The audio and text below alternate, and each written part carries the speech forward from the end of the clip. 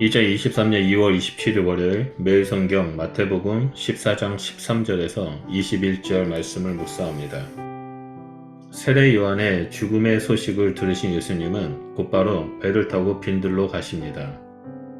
마태는 다른 복음서의 기자들과 달리 세례 요한의 죽음과 오병이어 사건을 연결지어 어떠한 서사적 목적을 기록합니다. 즉 예수님은 세례 요한의 죽음 소식에 새로운 사역을 통해 응답하고 계신 것처럼 묘사합니다. 왕실에서 펼쳐진 사치스럽고 폭력적인 잔치와 강야 빈들에서 벌어진 초라해 보이지만 영광스러운 생명의 잔치가 대조됩니다. 이를 통해 예수님이 누구시며 무엇을 위해 오셨는지가 분명해집니다. 말씀을 보면 예수님과 제자들은 배로 이동하는 반면 무리들은 걸어서 뒤를 따릅니다. 그런데 마태는 여러 고을부터 몰려들었다라고 증거합니다. 빈들에 계신 예수님을 둘러싼 무리들은 저마다 절실한 필요를 안고 있었습니다. 그들에게는 예수님이 필요했고 예수님은 그들을 불쌍히 여기셨습니다. 그들 중에 병으로 고통당하는 자들에게 예수님은 긍휼을 베푸시고 치유해 주십니다. 큰 무리가 몰려왔기에 예수님의 치유 사역은 많은 시간을 필요로 했습니다. 어느새 날이 저물고 제자들은 마음이 다급해졌습니다. 제자들은 육체의 질병을 고쳐주시는 예수님의 사역을 보면서 동시에 굶주린 무리를 염려합니다. 그래서 예수님께 무리를 마을로 돌려보내 각자 배고픔을 해결하게 하시라고 요청합니다.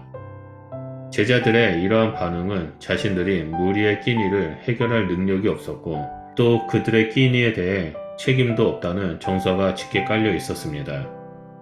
제자들은 마주한 위기 앞에서 가장 현실적인 대안을 예수님께 내놓았습니다. 그런 제자들에게 예수님의 반응은 대단히 충격적인 선언이었습니다. 16절에 예수님은 갈 것이 없다라고 말씀하시고 너희가 먹을 것을 주라 라고 말씀하십니다. 여기서 중요한 것은 예수님이 내가 먹을 것을 주겠다가 아니라 너희가 먹을 것을 주라 라고 말씀하셨다는 겁니다. 우리는 여기서 내가가 아니라 너희가 라고 말씀하신 것에 대해 주목해야 합니다.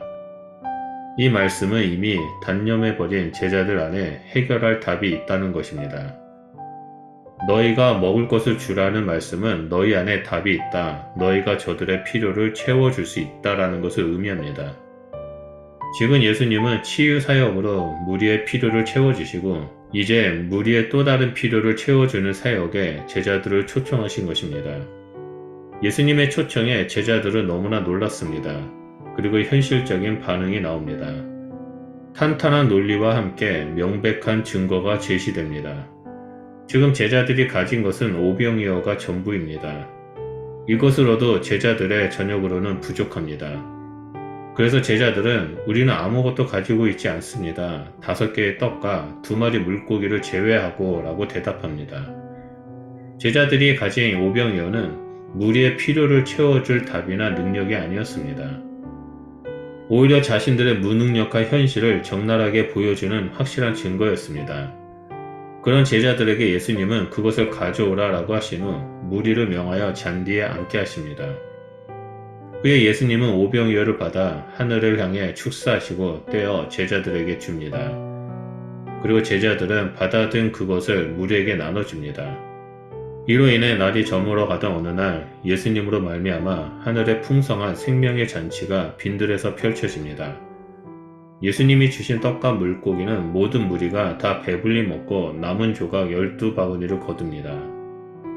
방금 전까지 현실적인 논리로 탄탄했던 제자들은 놀랐을 것입니다. 20절을 보면 큰 무리가 다 배불리 먹었다라고 증거합니다. 이를 통해 예수 그리스도 안에 들어온 모두는 예수님으로 말미암아 충만한 생명과 만족을 얻는 것을 볼 수 있습니다. 이 땅에 굶주린 자들이 배부름을 얻는다는 것은 메시아 시대가 도래했음을 상징합니다. 12 제자로부터 시작된 예수 공동체는 하늘의 풍성한 생명을 누리게 됩니다. 너희가 먹을 것을 주라는 예수님의 명령대로 12 제자 모두가 이 기적의 생명, 나눔의 사역에 동참하게 되었습니다. 5,000명의 남자들과 여자, 어린아이들이 배불리 먹고도 남은 풍성한 생명의 잔치가 이곳 빈들에서 베풀어졌습니다. 이 사건을 통해 무리는 예수님이 누구신지 더욱 분명하게 경험하게 됩니다. 제자들은 자신의 무능력과 불가능이 예수 안에서 놀라운 능력과 가능한 답이 될 수 있다는 것을 배웁니다. 그것이 마태가 강조하는 제자도입니다. 우리 역시 예수 그리스도의 제자입니다. 제자는 오직 예수님을 신뢰하며 믿음으로 반응하는 자입니다. 예수님은 동일하게 너희가 먹을 것을 주라라고 말씀하시면서 제자들에게 예수님의 능력을 신뢰할 기회를 주십니다. 12 제자들은 뻔한 계산으로 반응했고 오병이어는 그들의 믿음의 표현이 아니라 필요한 것에 비해 가진 것이 너무 적다는 것을 증명하기 위해 내놓은 불신앙의 표현이었습니다. 그런 것처럼 우리가 가진 것만 보면 할 수 있는 것이 아무것도 없습니다. 하지만 우리가 가진 것, 나의 은사, 달란트 등이 아무리 적다 할지라도 하나님이 하실 수 있다고 기대할 때 우리는 하나님 나라의 놀라운 사역, 풍성함에 참여하게 됩니다. 제자인 우리는 늘 하나님을 기대하고 믿음으로 반응해야 합니다. 우리가 서 있는 것이 아무것도 없는 황폐한 빈들이라 할지라도 하나님이 함께 하시면 빈들은 생명의 천국잔치가 열리는 풍성한 장소가 될 것입니다. 그러므로 하나님만을 바라보고 주와 함께 동행하는 것은 그 어디나 하늘나라임을 잊지 않는 성도님들이 되시길 바랍니다. 함께 묵상하시는 우리 브리스번 시티 순복음교회 성도님들은 예수 그리스도의 제자입니다. 기도하겠습니다. 하나님 감사합니다. 우리의 연약함이, 우리의 약함이 예수 그리스도 안에서 강함이 됨을 고백합니다.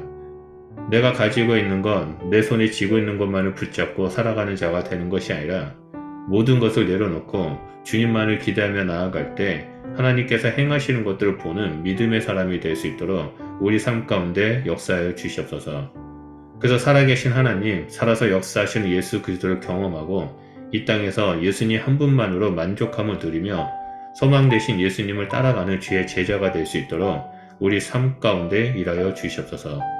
날마다 우리와 동행해 주셔서 감사드리고 날마다 우리에게 말씀하시고 우리를 통해서 일해 주셔서 감사드립니다. 우리를 향한 하나님의 사랑을 바라보며 이 땅에서 믿음의 길을 걸어가겠습니다. 우리를 통해서 역사하여 주시옵소서. 감사드리며 예수 그리스도 이름으로 기도드립니다. 아멘.